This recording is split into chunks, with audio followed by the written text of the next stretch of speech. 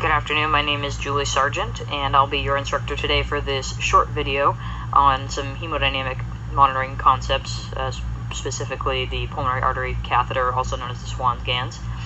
I have 7 years of extensive medical experience as a 911 paramedic, a critical care flight paramedic, tactical paramedic, field training officer, and instructor.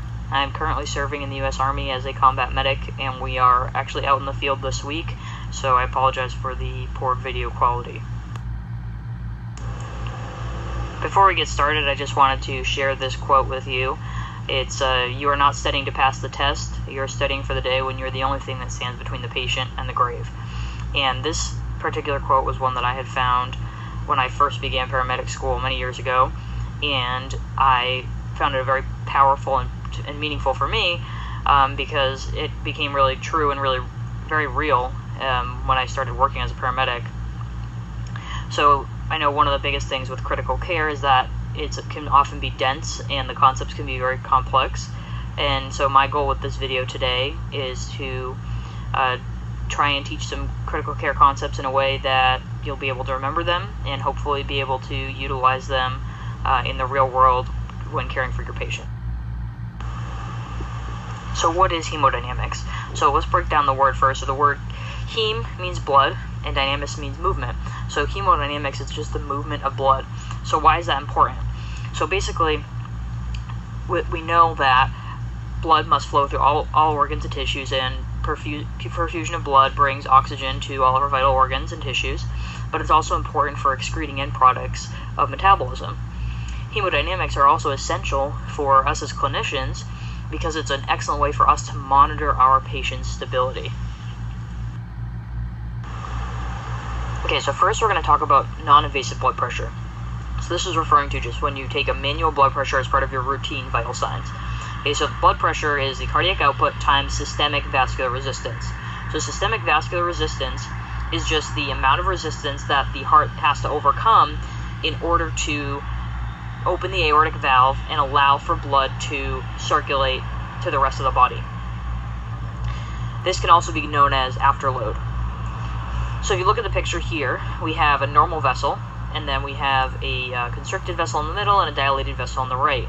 So think about how the constriction versus dilation will affect the systemic vascular resistance. So if you have smaller vessels, so less blood that can flow through at a time, you're going to have a lot more resistance.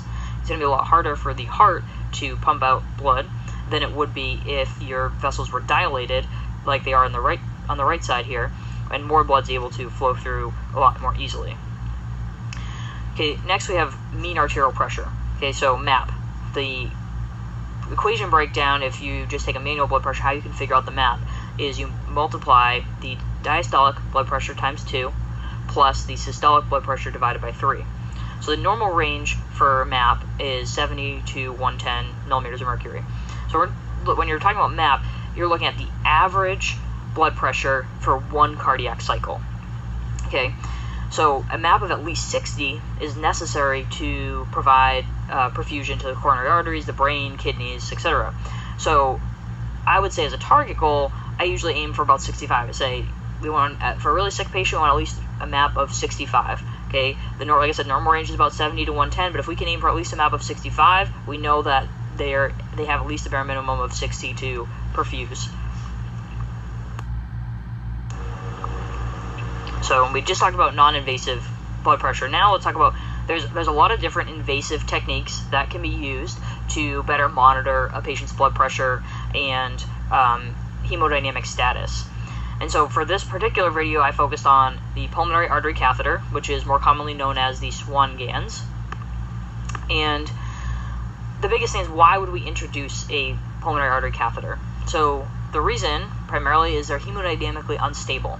So we want to be able to utilize a more invasive monitoring device so that we can get more precise blood pressure readings and keep a closer eye on that patient, which will also kind of help us to determine what our treatment plan is going to be.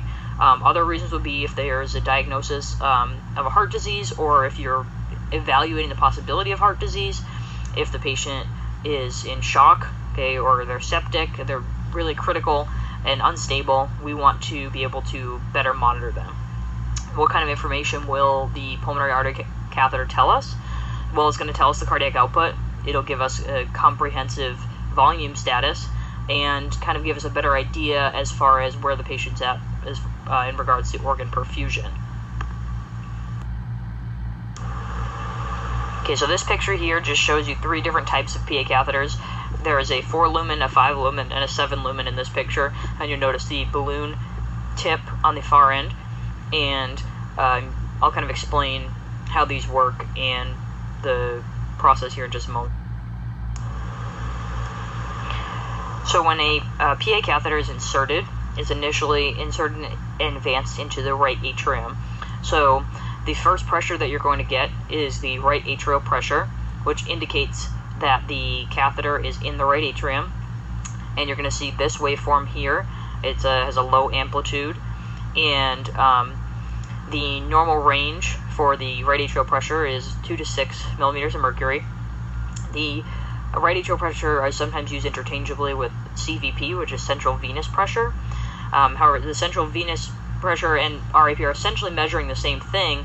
The only difference is that the CVP is technically measuring the pressure in the thoracic vena cava, which is right near the right atrium, where the RAP is specifically inside the right atrium when you're getting that pressure.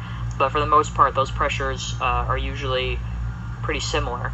I have a CVP waveform up here as well to show you, because we can do CVP monitoring separate from the PAC monitoring if you're not going to go that route. If they just have a central line and you want to just put in a CVP monitor, that's also an option, but it doesn't give you as much information as the PA catheter does.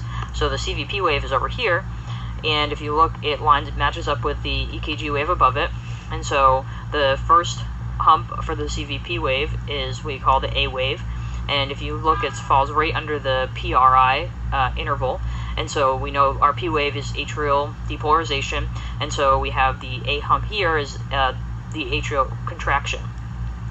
Then you follow that down, and we have a little C hump here, so that's the C wave, and that falls right under the QR at the end of the QRS complex, and we know the QRS complex is where our ventricles are now depolarizing. And so at the end of the QRS complex, we have the C wave because now the ventricles are contracting. Okay, so you're having that tricuspid valve is bulging, and the ventricles will contract. And then you have the X wave here, which is called the X descent, and that's when the atrium is actually relaxing, and the tricuspid valve is now pulled downward. We move on to the end over here, so that entire phase is systole, and then at the end of the T wave, we have the V wave, which is where there's passive filling of the right atrium and the vena cava when the tricuspid valve closes. And then following the V, we have the Y descent, which is where the tricuspid valve opens, and now blood will flow back into the right ventricle. After the catheter passes through the right atrium, it will then pass through the tricuspid valve and into the right ventricle. So when it passes into the right ventricle, you will see a change on the monitor, and the waveform will increase in amplitude, and it'll also get wider. So you see that here.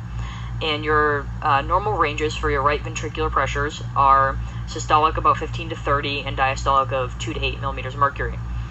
Just be careful, one thing with the right ventricle is that it's very sensitive, and that the catheter could actually rupture the ventricular wall, or it can cause the patient to go into VTAC.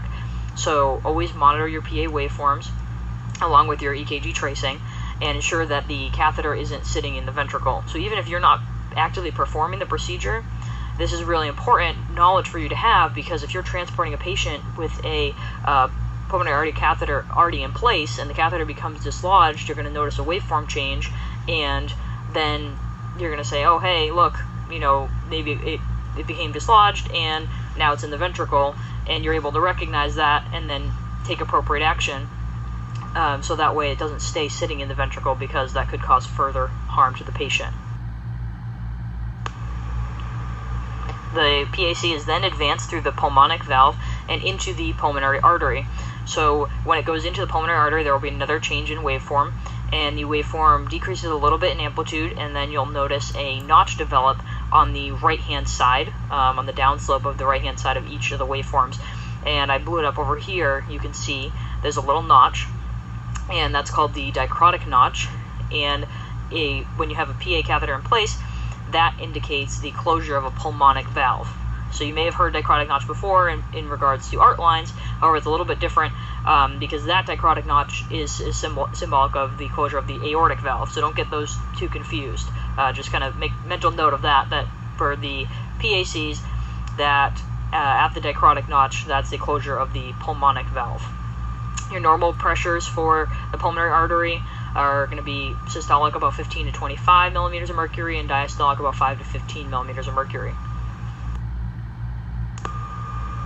And the last step when inserting the pulmonary artery catheter is, once it gets into the pulmonary artery, it will then continue to float into one of the pulmonary arterioles, capillaries, and it'll wedge itself in there.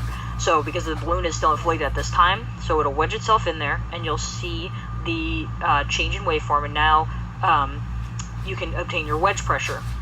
And so you'll look at the waveform, it's a lot flatter than all the previous waveforms. Okay, the altitudes decrease significantly. The typical capillary wedge pressure is usually about 4 to 12 millimeters of mercury, and if it's any higher than that, it may indicate things like left ventricular failure, cardiac insufficiency, or cardiac compression if the patient had hemorrhage prior. So one of the things with the wedge pressure is that it closely estimates the left atrial pressure, which is reflective of the filling pressure of the left ventricle, because it gives us information about left ventricular function. And so the way it works is that the balloon is wedged into one of the small vessels, and then during diastole, the valve between the atrium and ventricle is open, so the tip of the catheter will be essentially looking down at the left atrium. So it's an estimate of the left atrial pressure, but it can give us some more information of left ventricular function.